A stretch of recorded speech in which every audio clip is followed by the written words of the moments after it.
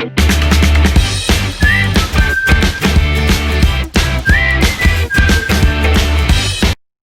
कैसे हैं आप सभी।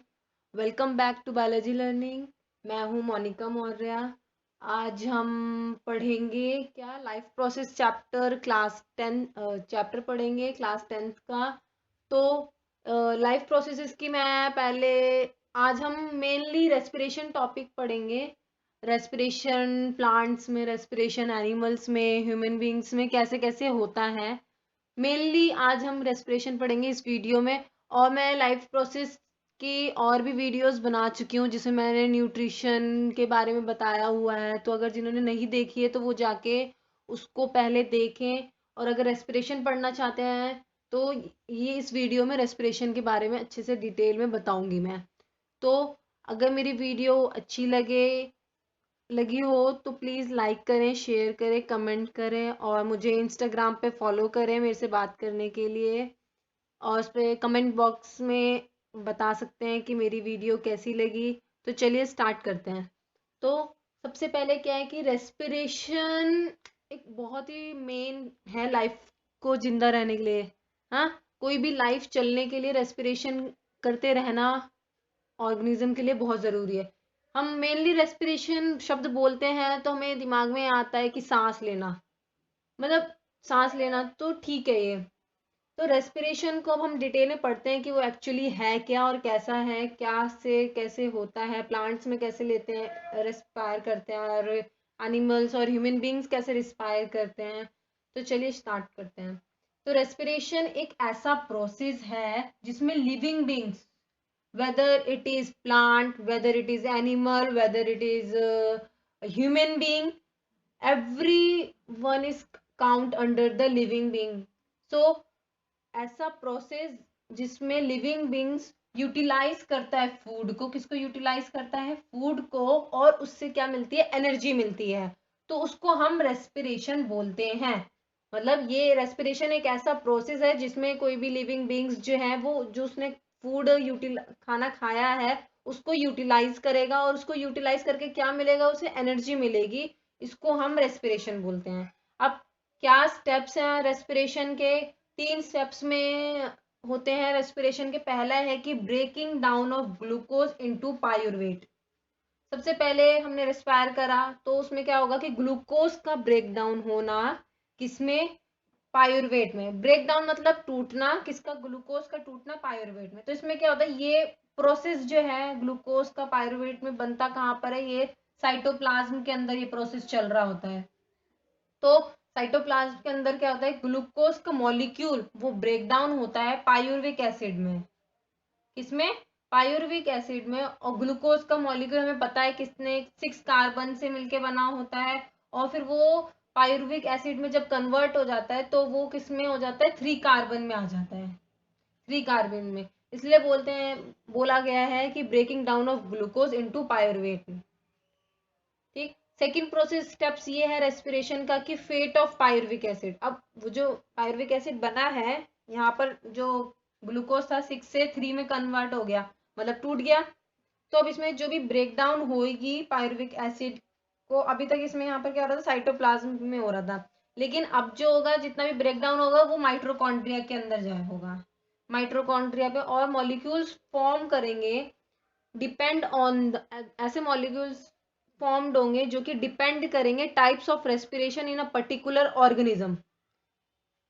कि वो डिपेंड होगा कि उस, मतलब कोई ऑर्गेनिज्म है वो किस टाइप की रेस्पिरेशन करता है, उस पे डिपेंड करेगा। जैसे कि मॉलिक्यूल्स, आगे कैसे मॉलिक्यूल्स बनेंगे। मतलब क्या कि जब यहाँ पर पायरुविक एसिड बन गया उसके बाद सेकंड स्टेप ये होता है कि उसका पायरुविक एसिड का होगा क्या। तो अब जो भी जितना अभी तक साइटोप्लाज्म में हो रहा था वो ग्लूकोज से उसमें बन गया, पायरुविक एसिड में बन गया। पायरुविक से अब सीधा जाएगा माइट्रोकॉन्ड्रिया में, होगी जो भी ब्रेक डाउन होनी होगी वो माइट्रोकॉन्ड्रिया में होगी।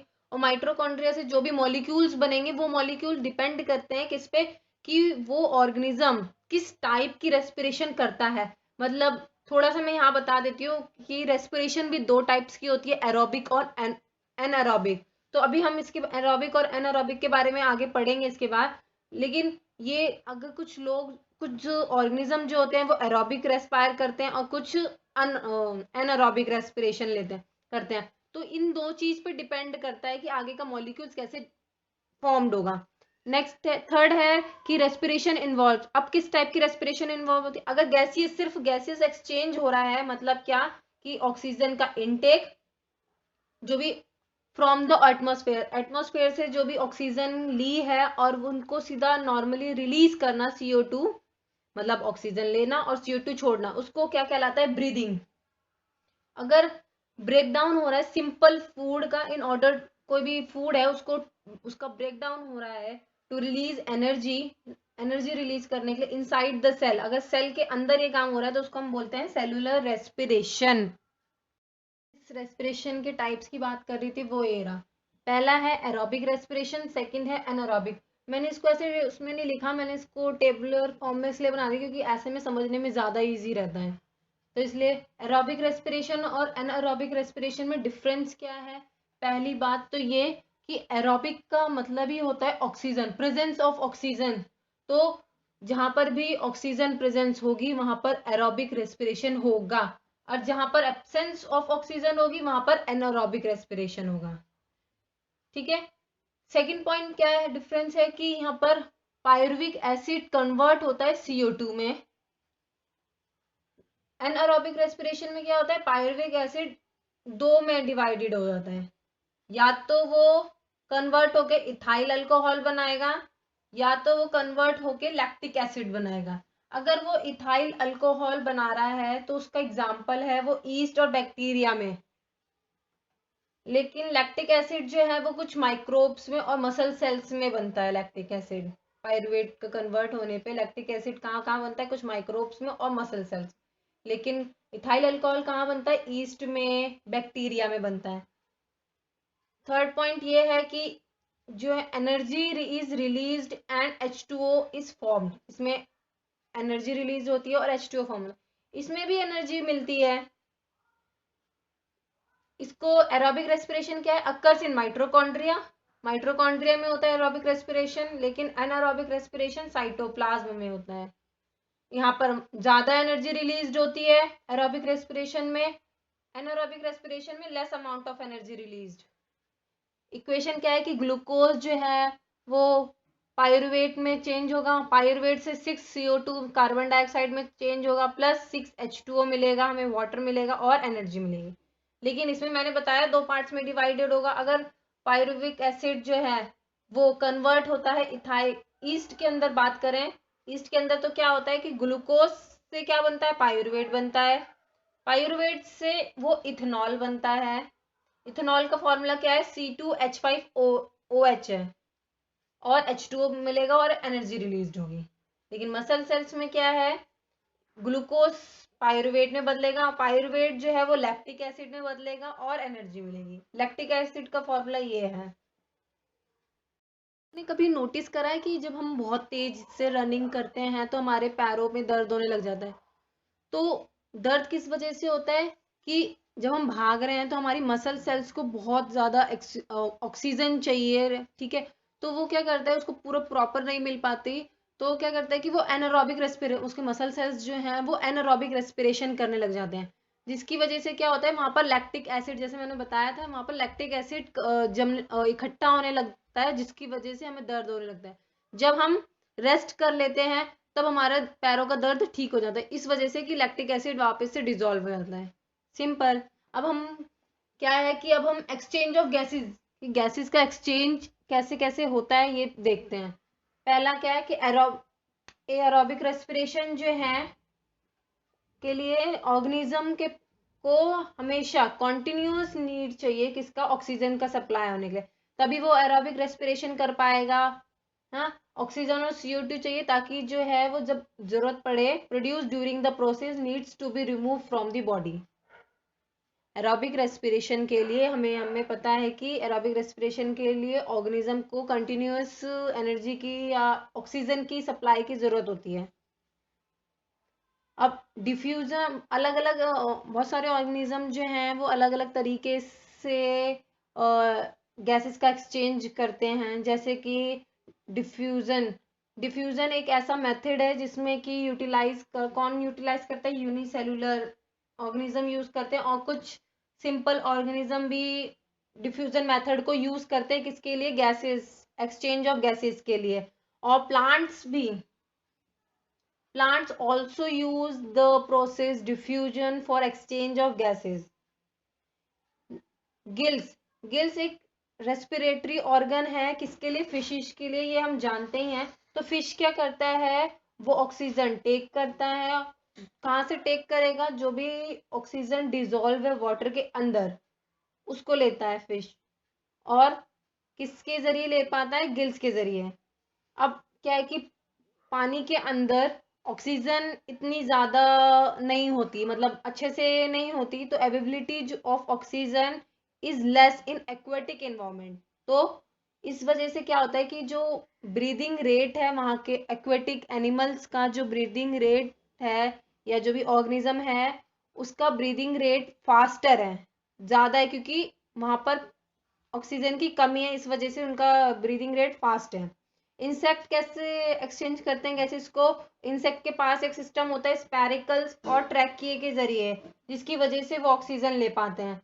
टेरिस्ट्रियल एनिमल या टेरिस्ट्रियल ऑर्गेनिज्म कैसे ले पाते हैं, उनके पास डेवलप्ड हो जाता है लंग्स एक्सचेंज ऑफ गैसेस के लिए, इस वजह से। अब टेरिस्ट्रियल ऑर्गेनिज्म की ब्रीदिंग रेट जो है वो कम होती है। कम क्यों, स्लो क्यों है, क्योंकि इन्वायरमेंट से ही हमें वो लेना है, तो इन्वायरमेंट से ही ऑक्सीजन ले रहे हैं, तो वो तो अवेबिलिटी है, अच्छी खासी ऑक्सीजन है इन्वायरमेंट में।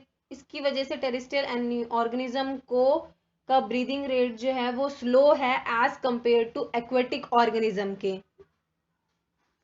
ह्यूमन रेस्पिरेटरी सिस्टम, तो सबसे पहले तो ह्यूमन रेस्पिरेटरी सिस्टम क्या है कि रेस्पिरेटरी सिस्टम में क्या आता है, एक पेयर ऑफ लंग्स आते हैं, वो अटैच होते हैं एक ऐसे सिस्टम से, ट्यूब्स के सिस्टम से, जो कि ओपन होता है on the outside of the nostril, nostril के आउटसाइड पे जाके ओपन होता है। तो अब हम एक एक करके इनके रेस्पिरेटरी सिस्टम में कौन कौन से पार्ट्स आते हैं उसको हम पढ़ते हैं। सबसे सबसे पहले होता है नोस्ट्रिल। नोस्ट्रिल क्या है, देयर आर टू नोस्ट्रिल्स होते हैं, जो कि which converge to form a nasal passage, nasal passage को कवरेज करता है। तो नोस्ट्रिल की इनर लाइनिंग जो है, इनर लाइनिंग मतलब अंदर की लाइंस जो होती हैं, वो लाइन, उसमें क्या होता है, लाइन बाय हेयर्स, हेयर से लाइन होते हैं, और remain wet due to mucus secretion, क्योंकि वहां पर वो वहां का इनर लाइनिंग जो है वो हेयर से होती है, और वहां पर क्या रहता है, वेट रहता है। किस वजह से, किस वजह से वेट रहता है वहां का एरिया, म्यूकस सिक्रीशन की वजह से, म्यूकस सिक्रीशन की वजह से वहां का एरिया जो होता है वेट रहता है। तो म्यूकस और हेयर मिलके क्या करते हैं, किस काम आते हैं, क्यों होता है, फिल्टरिंग करने के, जो भी डस्ट पार्टिकल्स है जो बाहर से हमने इनहेल करने पे अंदर जा रहे हैं डस्ट पार्टिकल्स, उनको फिल्टर करने के काम आता है। क्या काम, कौन कौन काम आता है, हेयर और म्यूकस, जो कि कहाँ प्रेजेंट है, inner lining of the nostrils में। उसके बाद नॉस्ट्रिल्स के बाद क्या आ जाता है, फिनेक्स आता है। फिनेक्स क्या है, एक ट्यूब लाइक स्ट्रक्चर है, जो कि इसमें क्या होता है, नॉस्ट्रिल के बाद ही, नॉस्ट्रिल के बाद ही नसल नेसल पैसेज के बाद ही फिनेक्स कनेक्ट हो जाता है। अब फिनेक्स के बाद क्या होता है, लेरनेक्स होता है। लेरनेक्स जो है कब प्रेजेंट है, फिर इसके बाद ही। अब इसको हम वॉइस बॉक्स भी बोलते हैं। किसको वॉइस बॉक्स बोलते हैं, क्वेश्चन आता है कि वॉइस बॉक्स किसे बोलते हैं, तो लेरनेक्स को। उसके बाद लेरनेक्स के बाद क्या है, ट्रैकिया। ट्रैकिया क्या है कि ये कार्टिलेज के रिंग से बना हुआ है, रिंग्स ऑफ कार्टिलेज। अब क्यों कार्टिलेज ऑफ रिंग से क्यों बना है, ये क्या काम करता है, ये प्रिवेंट करता है कोलैप्स होने को, किसके कोलैप्स होने को, ट्रैकिया के कोलैप्स होने पे in the absence of the air. अगर एयर नहीं है तो उस टाइम कोलैप्स, ये आपस में जाके चिपक ना जाए, इस वजह से ट्रैकिया की जो लाइन है वो किससे बनी है, कौन सी रिंग से बनी है, रिंग से, कार्टिलेज रिंग से बनी हुई है। अब उसके बाद आ जाता है ट्रैकिया के बाद ब्रोंकाई।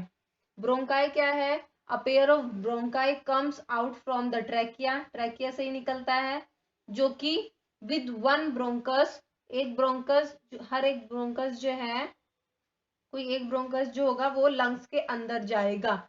अभी हम इसके आगे का देखते हैं क्या। तो अब हम क्या, हमारे पास क्या है, ब्रोंक्यूल्स। ब्रोंक्यूल्स क्या है, जब ब्रोंकस जो है वो डिवाइड हो जाता है किसमें, ब्रांचेस और सब ब्रांचेस में इनसाइड द लंग्स, उसको हम ब्रोंक्यूल्स बोलते हैं। अब ब्रोंक्यूल्स की बात क्या आता है, एल्वेली आता है। एल्वेली क्या है, एक एयर सैक है जो ब्रोंक्यूल्स के लास्ट एंड में पाया जाता है। एल्वेली बहुत ही थिन मेम्ब्रेन से कंपोज्ड है और ये इज द प्लेस, यहाँ पर क्या होता है, ब्लड कैपिलरीज ओपन होती हैं। This is alveoli, alveolus where the, यहाँ पर क्या होता है, एल्वेली के अंदर ऑक्सीजन मिक्स होता है ब्लड के साथ और कार्बन डाइऑक्साइड बाहर जाती है ब्लड के through. The exchange of the gases alveoli के अंदर ही होता है। एक्सचेंज ऑफ गैसेस किस वजह से, प्रेशर डिफरेंशियल की वजह से। अब मान लो ये है, यहाँ से ब्रोंकस था, उसके बाद ये सब ब्रांचेस में यहाँ पर कन्वर्ट हो गया, तो ये ब्रोंक्यूल्स बन गया और ये लंग्स है। और इसके यहाँ पर एंड पे एल्वेली है बहुत सारे। ये क्या है, बलून लाइक स्ट्रक्चर भी होता है, बलून जैसा फूला फूला सा होता है।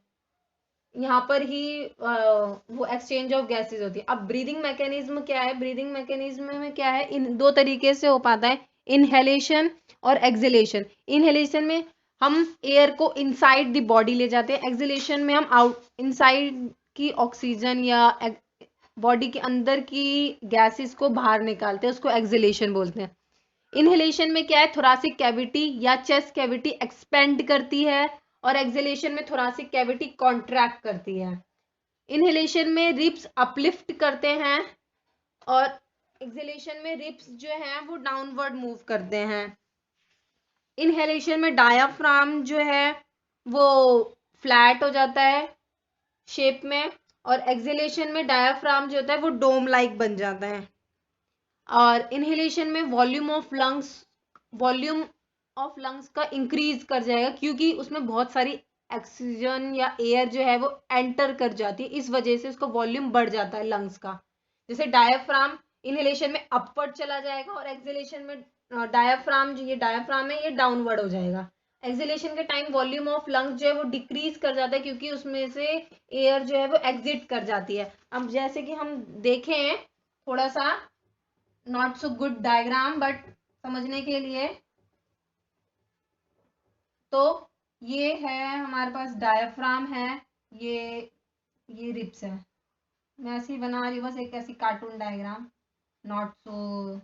ये अगर ये इनहेल कर रहे हैं तो ऑक्सीजन अंदर जाएगी तो ये डायाफ्राम जो है वो अपवर्ड चला जाएगा और ये रिब्स जो है वो अपलिफ्ट कर जाएंगी ऐसे ऊपर को। वहीं पर अगर एक्सहेलेशन के टाइम पे ये रिब्स जो हैं वो डाउनवर्ड मूव कर जाती है ऐसे और ये डायाफ्राम जो है वो वापस से डाउनवर्ड हो जाता है। बस, थैंक यू।